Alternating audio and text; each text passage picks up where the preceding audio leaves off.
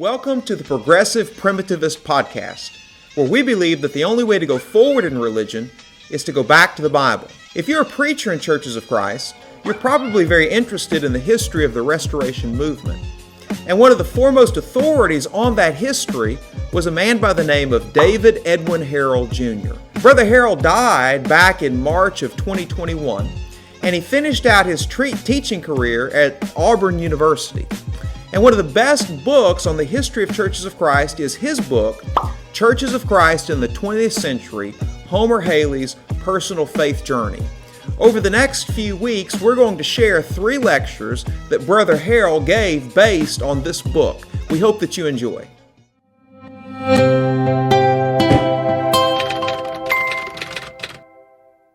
Well, it's a pleasure to be with you this morning. Appreciate the invitation to come and participate in this series. And I look forward to talking with you about this latest book. I'll have to try to stay out of the way of my PowerPoint presentation here. I'm not very technologically advanced myself, but I have some material that I want to present to you this morning that I think would do best up here. Appreciate the introduction.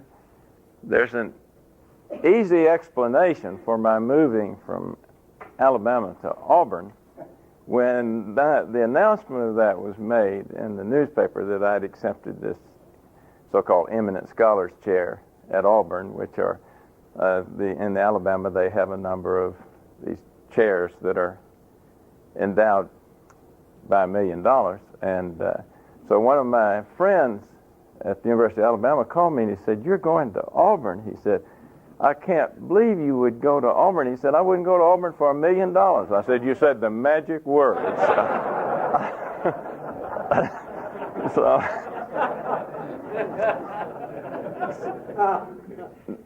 now I'm here this morning to talk with you about this book, which is a kind of a dual book.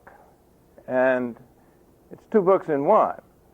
So I want to talk with you for just a little while this hour about Homer Hailey and the writing of the biography, which is where this book began.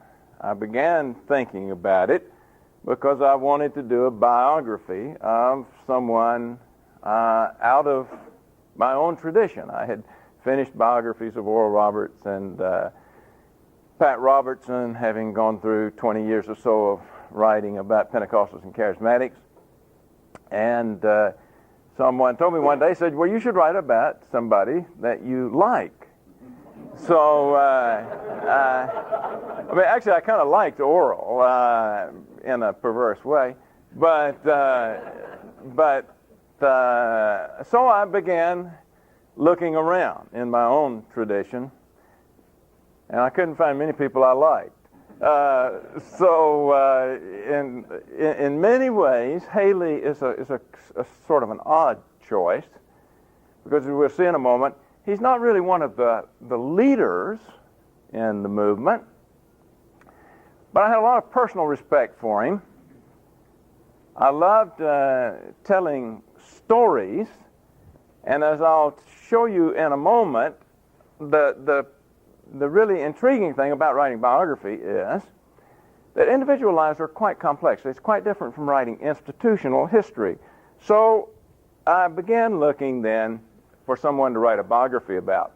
As I did my research on Hailey, on Brother Hailey, it increasingly occurred to me that it was going to be impossible to talk about Brother Hailey, who lives the whole 20th century almost. Born in 1903 and, of course, died this past year, without saying what I thought about the history of the Churches of Christ.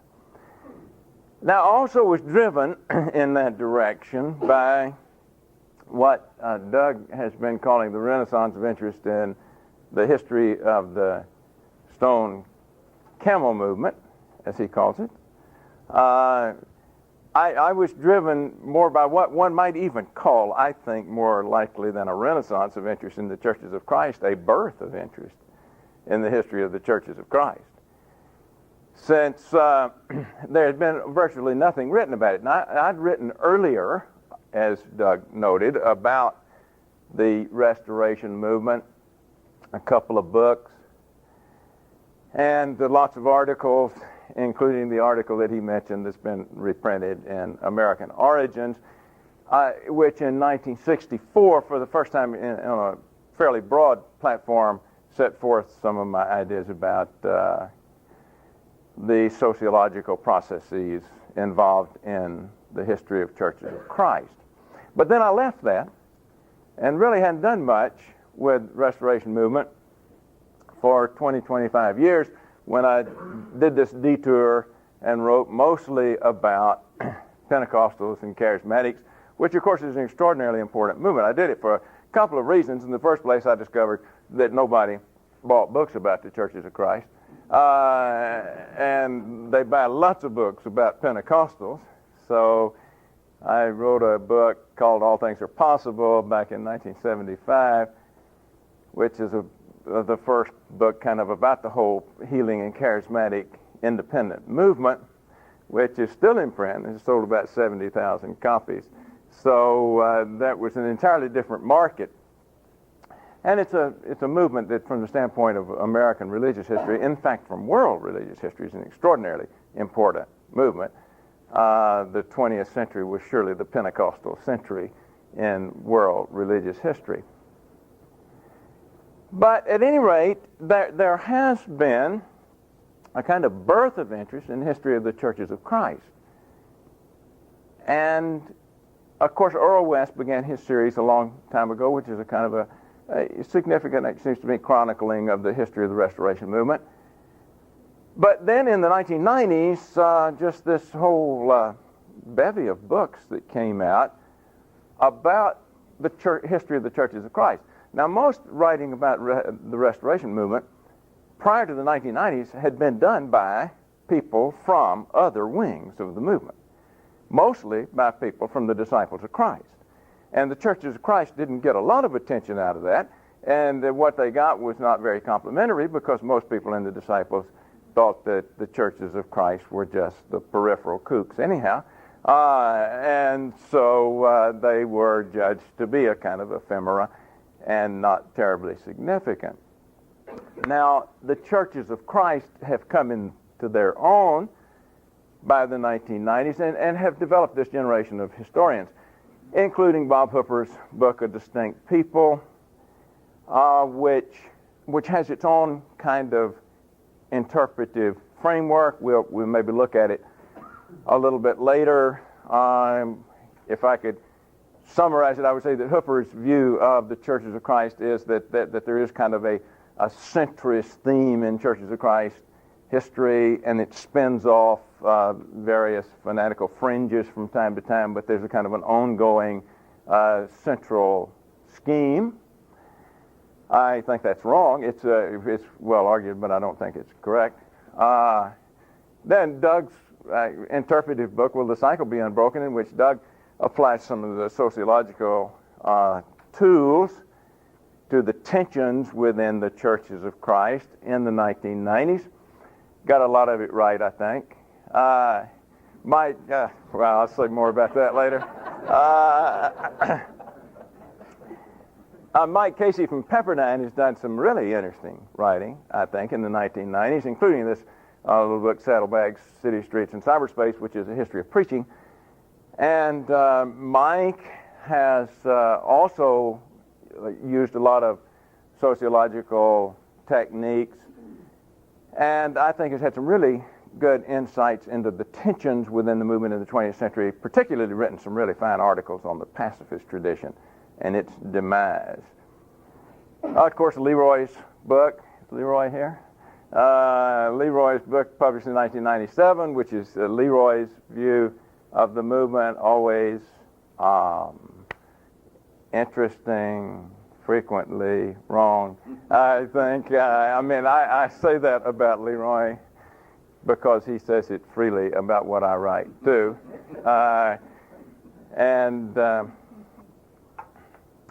Actually, I got a really nice note from Leroy after he read this book, in which he commended it and said he liked it, and I started my rewrite the next morning.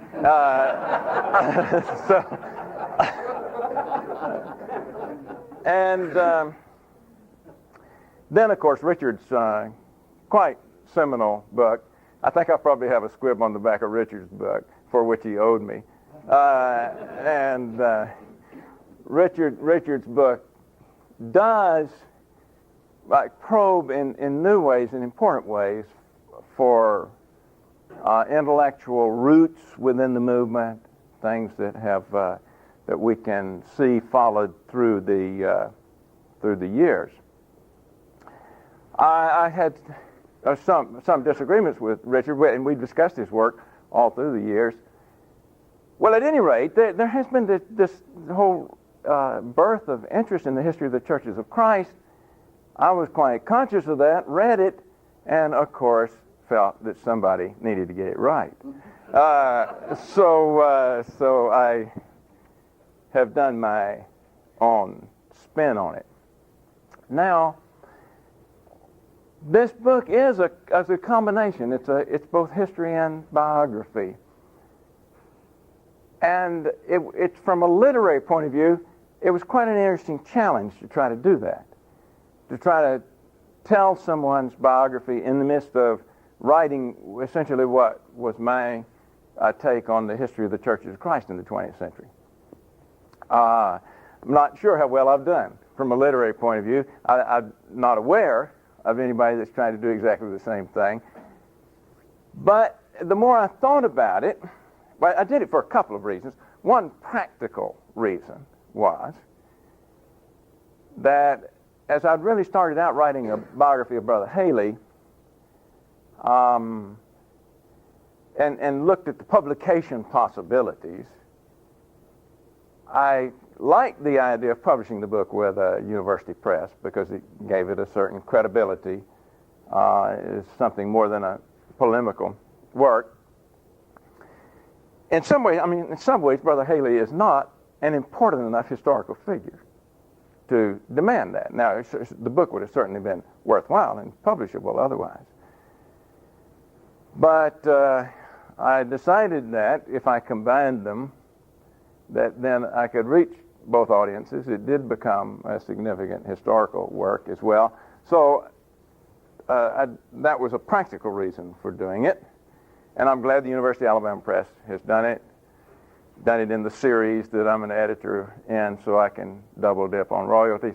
And I'm glad we're doing the Solana Campbell biography as well.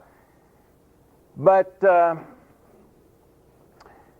there are other reasons that I have felt that this was both a useful and maybe instructive for lots of folks way to write.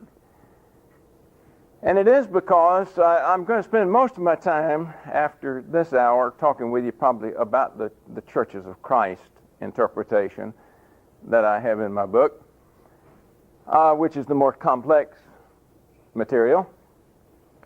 But as some of you know who are familiar with my other writing on the Restoration movement, I have written with a pretty strongly sociological framework in interpreting the history of the Restoration movement. And without going into great detail about that, I will simply say that there is a whole body of sociological literature on religion which points to the kind of regularities in the way that religious institutions behave themselves. And not only religious institutions, by the way, but all institutions tend to change in fairly predictable ways.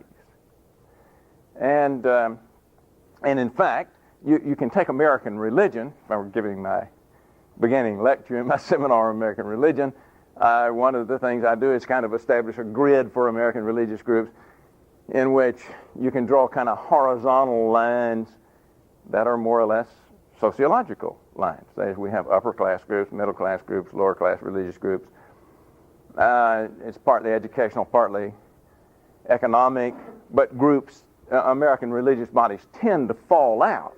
American religious groups tend to be homogeneous. That is, they look alike. People associate with people who are like them. And since we have religious freedom and your religion is voluntary, you can join whatever group you want to, people tend to join groups that are like them.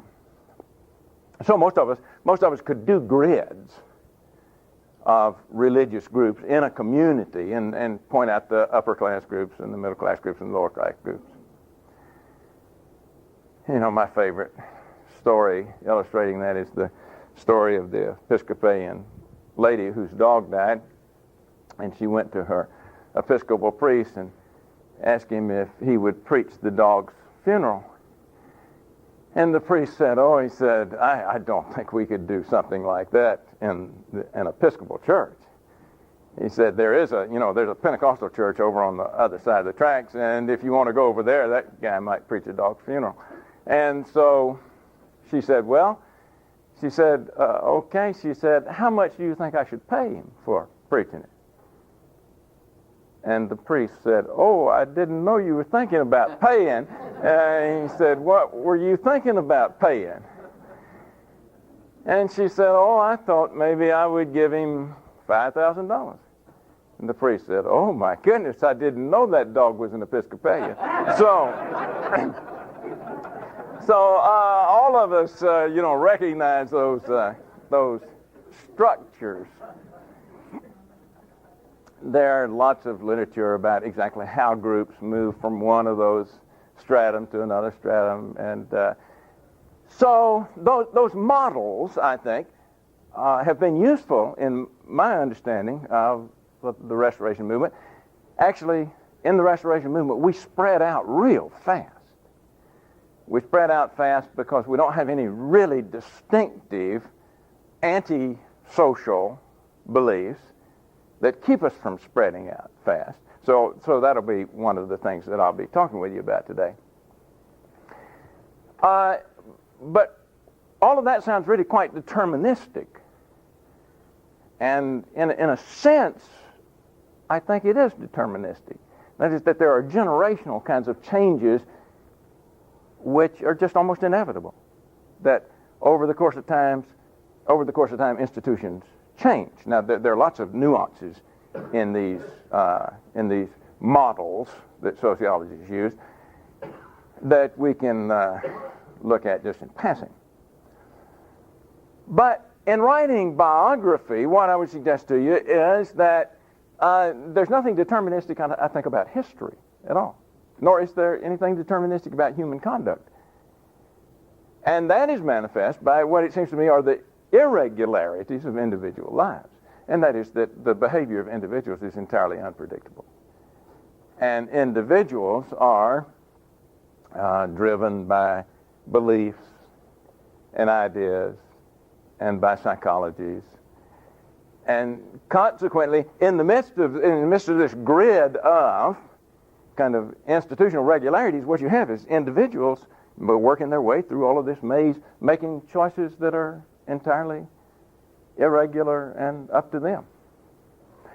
So that if I were going to do my grids, I could put a vertical grid on my horizontal grid as well, and say that churches, you can define churches by certain sociological norms, but that within that also there are upper class denominations that are relatively left-brained and rational and legalistic and creedal, and then there are lower class groups that are that as well, and then there are groups that are intuitive and subjective and that are heartfelt, that are upper class groups and lower class groups, and there are groups that are masochistic, and there are groups that are anticipating emergency, so that I could draw me some ideological and theological vertical grids and say that people are also driven by these kinds of characteristics. Now, I'm going to have to leave that, but I will tell you one of the most interesting debate I think going on right at the moment among American religious historians, which I have participated in to some extent, is a notion that has been put forth that denominations are more or less diminishing in influence in America, and that American religious loyalties today tend to run along horizontal lines, and that what we have is we have communities of liberals, of evangelicals, of fundamentalists, and these people belong to organizations and take papers and have loyalties that spread across denominational lines in trans-denominational ways, and that is certainly true, and that these layers tend to have political and social agendas as well as religious agendas, and those things draw them together, which is an interesting explanation for a lot of what has gone on in the politicizing of American religion and so forth. But at any rate, I've participated in a number of conferences in which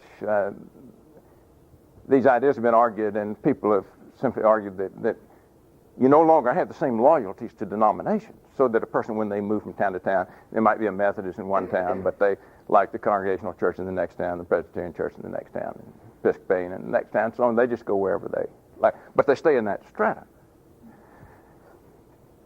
And I've kind of been the contrarian in this, and my answer to that is that I think it is true that denominations no longer make much difference to people for whom denominations no longer make much difference, but that there are many people whose primary loyalty still is to denomination and to belief and to commitment. So if you're saying denomination doesn't make any difference, you're not talking about a Mormon or a Jehovah's Witness or many of these independent charismatics or the most people in churches of Christ.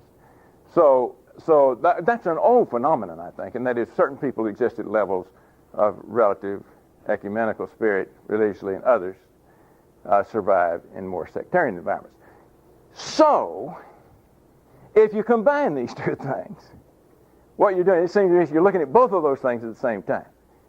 That I'm looking both at a church, that I'm going to give you some information here in a little while, that shows how the church does, it seems to me, certain kind of patterned things in reacting. But you got a man that's kind of working his way through that, and what he does is always quite different and distinct. Now, I'm not going to give you Brother Hailey's biography here because we simply don't have time to it, but let me talk about Brother Hailey for just a few minutes. You can read the book to get the biography, but let me tell you how I come out on Brother Hailey's biography. It's the life of just an admirable and in many ways an ordinary man. He certainly is an admirable man. If you read the book, I believe you'll go away with that feeling. To choose to write about Homer Hailey is, as I said, a bit of an eccentric choice, because ours is a movement that is dominated by aggressive egos and power politics. And when you read the book, you'll get fed up with that. Yeah, amen, is right. I mean, I got fed up with it. And that probably shows. But I mean, you got, the old pre-World War II triumvirate of Boy Wallace Jr. and M.B. Hardeman, G.C. Brewer, and then the 1950s, 1960s leaders who've primarily been editors. Editors have been the most powerful people. Well, they've been the most vocal people. People like Rural Lemons, B.C. Goodpasture, Roy Cogdell.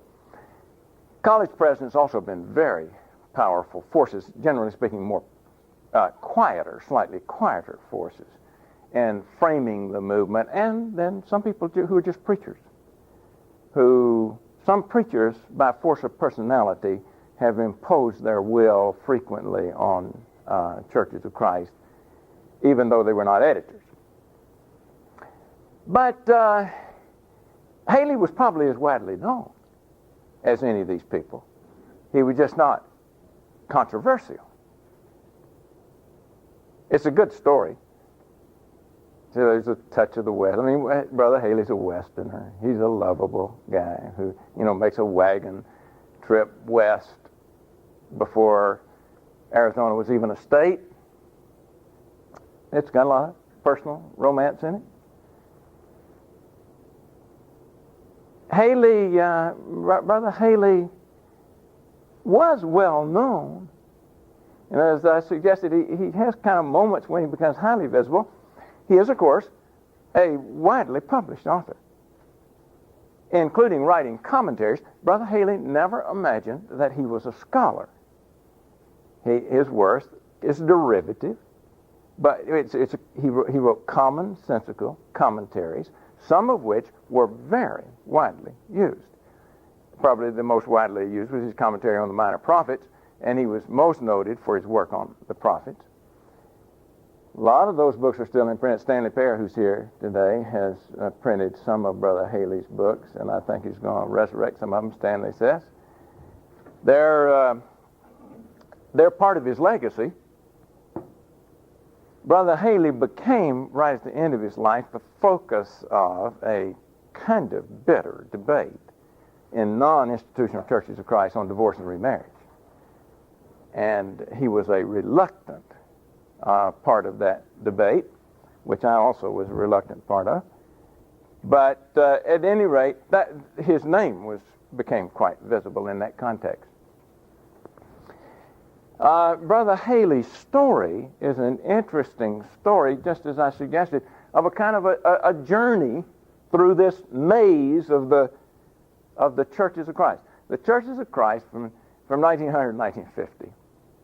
G.H.P. Showalter called it, in a good term, he called it a wild democracy. That is what it was. I mean, it's just every man for himself. And actually, I think that is the churches of Christ at its best, when it's a wild democracy. Now, because what that infers is a freedom of expression and of congregational autonomy and individual rights. Now, it is very unruly, and people behave themselves in unseemly ways. But I only know of two alternatives to that. There is a way that you can stop that. Now, Everett's here. Everett studied early church history. He might know more about this than I do. But I've come up with two ways that you can stop that. One of them is you can organize. You could make me president of the Church of Christ, and I would stop it. But if you don't have any organization, then you can't stop it. Or you can creedalize. You can say you have to believe these things. Now, Christians have certainly tried those two things all through the years. But if you don't do those two things, then you have the wild democracy. So what Hailey does is he kind of makes his way through this. And actually, he makes his way from left to right. He was baptized in a Christian church in Wilcox, Arizona. Came to Abilene to school in 1925. Actually visited Texas Christian and Abilene and decided that Abilene suited him better. These are judgments of the ambiance.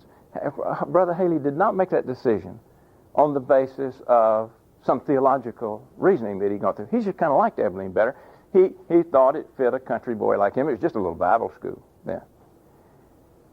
And Texas Christian scared him a little bit. That looked a little too uptown for him. So he came to Abilene.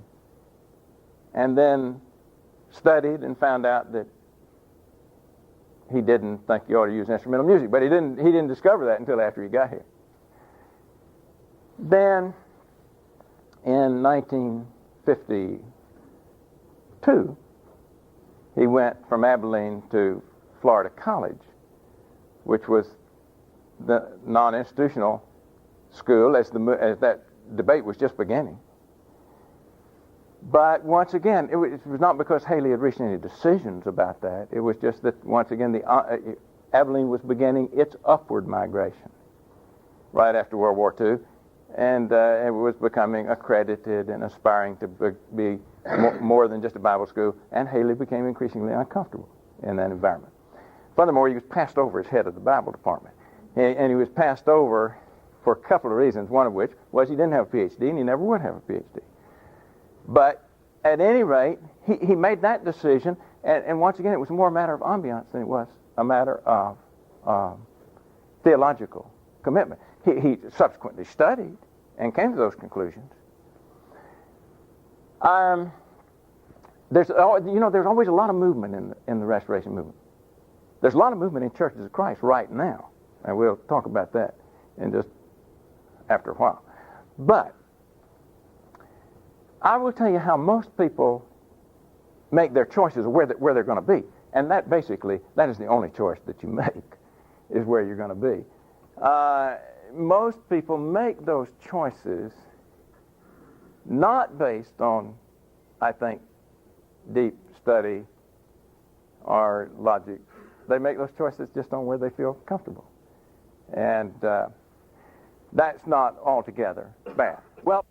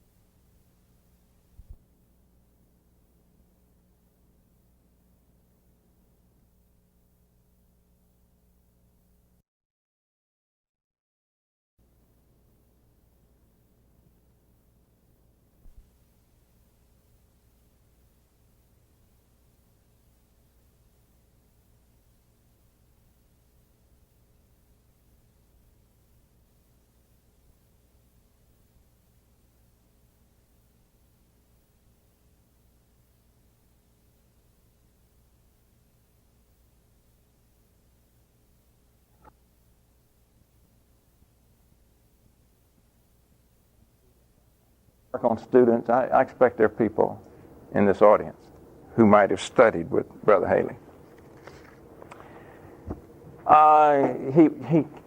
He taught at Abilene from 1935 to, I forget the years, read the book, up to 42 or something like that. And he taught for 8 years, up to 42, and then he went back and got a master's at SMU. And then Abilene wouldn't hire him back. And there's an interesting story about why they wouldn't hire him back. It had to do with an incident in which he offended Charles Robertson. And Robertson vetoed him coming back in the Bible department. So he went and preached. He preached in Los Angeles, he preached in Hawaii.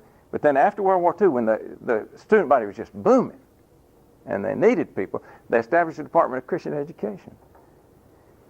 And Hailey came back and taught for 3 years, 1948 till he left in 52 to go to Florida College. And that generation of students in that period just held him in such great honor, which included people like Paul Faulkner and a lot of other folks who are here now. I tell you some of the most admirable things about Hailey to me was the way he studied the Bible. Of course, he had this incredible recall of Scripture. I have never encountered anybody else in my lifetime that had his recall of Scripture. But he studied the Scripture. That was all he was interested in, was studying the Scripture. And he also studied before every sermon. Now, I don't do that. I just walk out and wing it, But Brother Hailey, he would, even in his 90s, he would sit down and he would study for 2 hours before he'd go preach. I was on a lecture program with Brother Hailey one time, and he spoke first and I spoke second. And he got up and then, just went everywhere in the scriptures, and he'd bring things to bear on one another and just quoted endlessly. And when he sat down beside me, I said, Brother Hailey, I said, that makes me sick to have to get up after that. And he said, oh, Brother Eddie, he says, I'd give anything if I could just get up there and loll around like you do and tell those stories.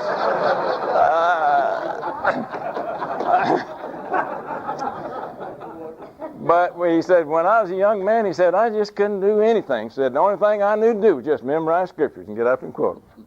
Well, boy, he could do it. And he did it in his classes. He never went into a class that he didn't study his lesson for an hour before he went into the class. I have to tell you, I never look at my notes before I go into a class. And so what he did was not an accident. It was a commitment that he had. And as I suggested, that was true to the end of his life. Let me just read you the closing couple of paragraphs out of my book. About the last 15 years of Brother Hailey's life, he preached quite a lot until he's 95 years old. But he would go regularly to a little church in Oracle, which is about 25 miles north of Tucson. And I went several times up to Oracle with him. And it was just 10 or 15 people. And it was kind of it was in some ways a pitiful thing. But not, of course, he started preaching. He had started preaching in this little church in Wilcox, Arizona, where there's nothing but women. And they just let him preach. So here's the last two paragraphs of the book. Since 1980, on most Sundays, Homer Hailey had driven up the highway from Tucson to Oracle to preach and teach. In 1996, he turned the preaching over to George Peck, a 70-year-old whom Hailey had trained for years, though Hailey continued to teach the morning class. Widna and Gordon accompanied him until they were no longer able to make the trip. The neat little building usually held about 10 people on Sundays.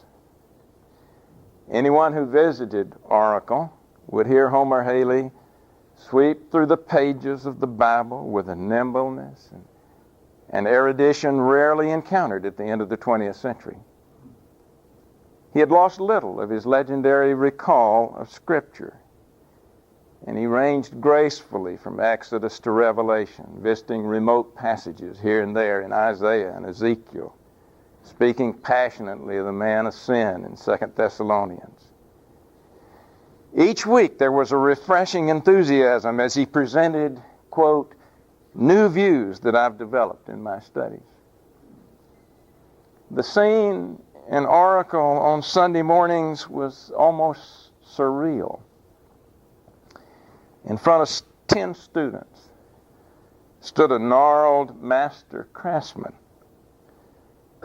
a man who had been many places and influenced countless lives.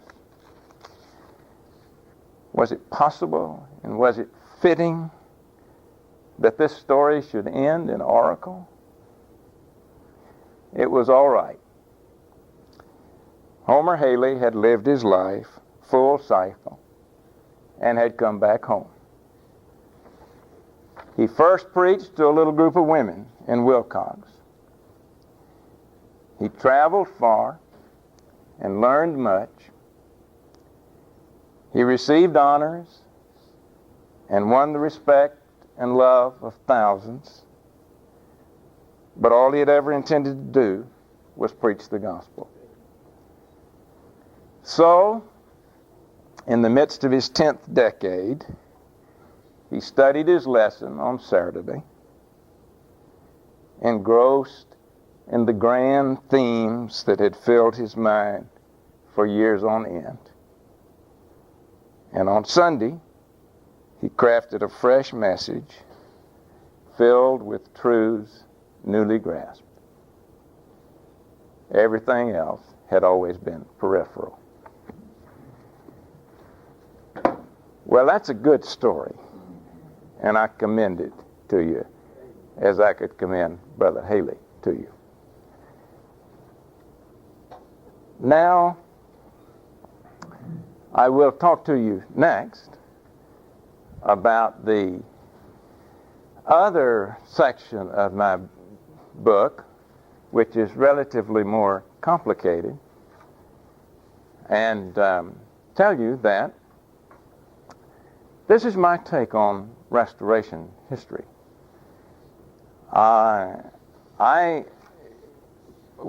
last three sections are what this book has to do with. But I see the American Restoration movement going through five phases, essentially, since its beginnings around the beginning of the 19th century.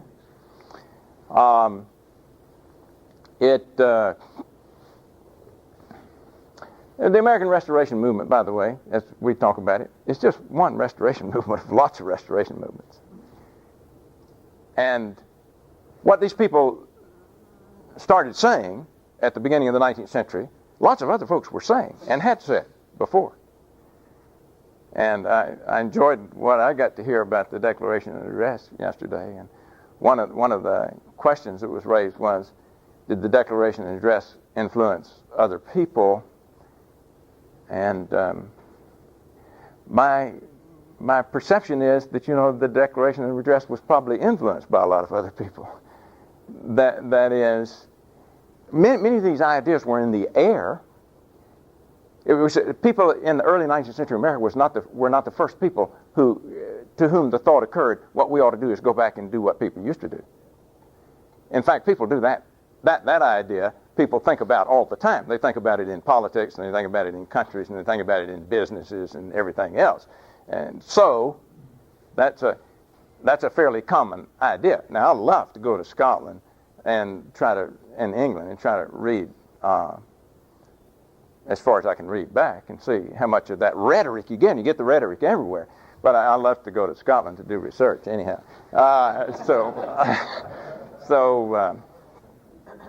But this is our movement. And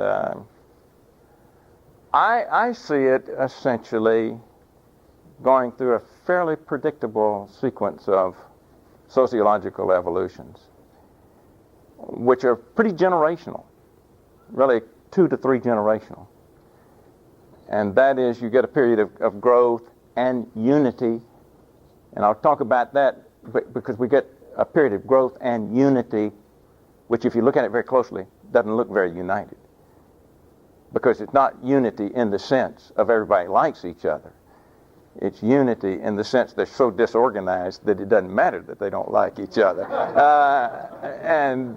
So that it's just, the national free-for-all or the wild democracy that G.H.P. Showalter talks about. Then, of course, we go through a three-way division from 1865 to 1925 or so. Divisions in the Restoration movement are very untidy. They're untidy because we don't have anybody to say it's happened. And they're untidy because they happen at different paces in different places, and nobody's ever on the same page at the same time. So, but I will discuss that a little bit. Well, I won't discuss that much in our class because those are things that I talk about in my first 2 books. Then the Churches of Christ, by 1900, the Churches of Christ more or less had an independent existence. I tell you what happens, the way our divisions work. The generation that divides always has some association and kinship with one another because they know each other. By the way, I know people in all Churches of Christ today. because I was raised in churches of Christ that were more or less one. But churches of Christ today are not that, as we will see. And my children do not know people across lines. And they do not regard people as being in the same church that they're in, who are across these lines. The same thing happens in the first division. So the time comes when you have these sorts of spreading outs and divisions. So I'll set us up for the next session with, this is where I'll be going and talking about. Anybody have any questions or comments they'd like to ask about my material on Brother Hailey? As I suggested, it's a good story. I'm glad I chose Brother Hailey. I may do another biography about some figure in the churches of Christ. If I do, I thought about doing one about Yater Town. Now, because Yater would really be interesting. Not quite as interesting as Jimmy Swaggart, but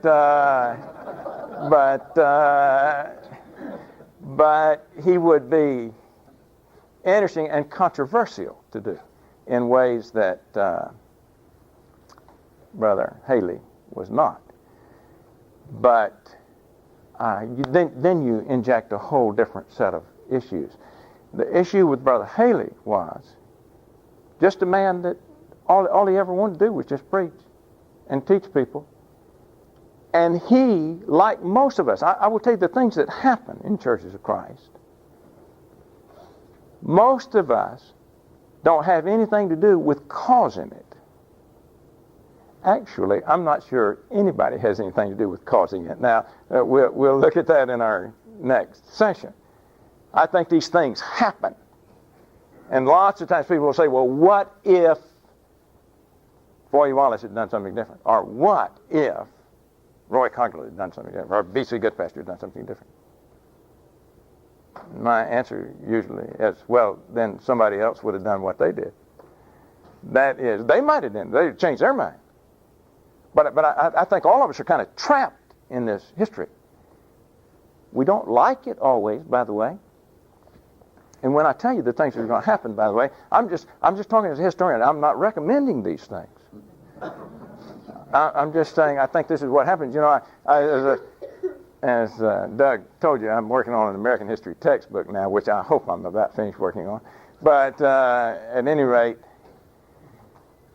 I'd go home and tell my wife lots of times at night. I'd tell her what I've been working on. I said, you know, this is what happened. My wife would say, well, they shouldn't have done that. and I'd always say, well, you know, I know they shouldn't have done that. I didn't say they should have done it. I just said they did it. So in that enterprise, we finally decided our division of responsibility was, I was the one in charge of what happened. She was in charge of what should happen. And so I'm not, what a historian tells you is not what should happen, but rather what did happen.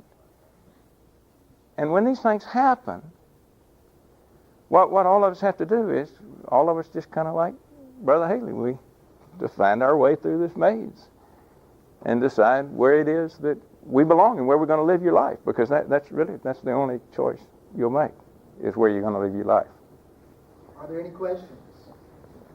Yeah. The Mormon Church claims to be a restoration movement, and do they go, as your writings say, speak about the generational changes that the religious movement is modeled along sociological lines? Do the Mormons? Yeah, good question. Not very well. They don't. And the reason is because I put one little caveat in there about us. People don't make this evolution very easily if they have distinctive teachings that totally alienate them from the culture. It tends to keep them separatists. And that was exactly the case with the Mormons, particularly until they gave up polygamy.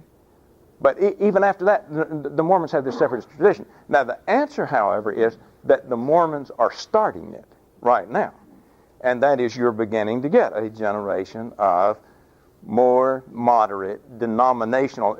Now, sociologists will use terminology like sect to denomination, and the Mormons are a sect in a sociological sense. Actually, the Mormons may be a cult in the sociological sense, but they, because of the peculiarities and the distinctiveness of their doctrine, they've had a tendency not to migrate up to denominational status, but they're going to. They're on their way. And and furthermore, there are many other nuances in this.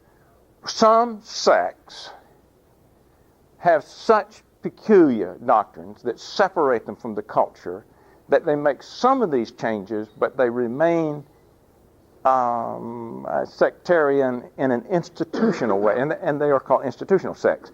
Actually, I think there are some people in churches of Christ who would best be described today as institutional sects. And I will use that terminology subsequently to talk about that. But, yeah, that's right. A group can be so alienated from the society that it doesn't migrate. We don't have that. We don't have any doctrine that is so distinctive that separates us from the culture. Consequently, what one of the problems we have, as we will see later on, is the culture tends to devour us because it accommodates us quite easily. And so we began with the same kind of sense of alienation from culture. But we're so easily acculturated that we get devoured by it. Well, it's time to break? It is. Okay.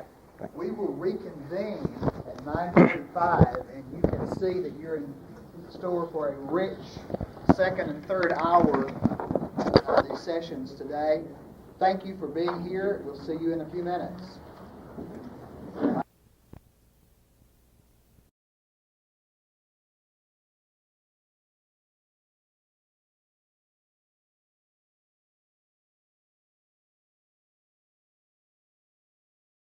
Again, thank you for joining us today.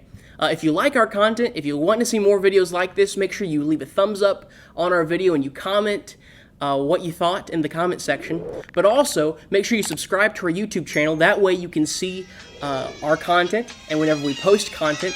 And make sure you follow us on our social medias in the description below. Thank you again. See you next time.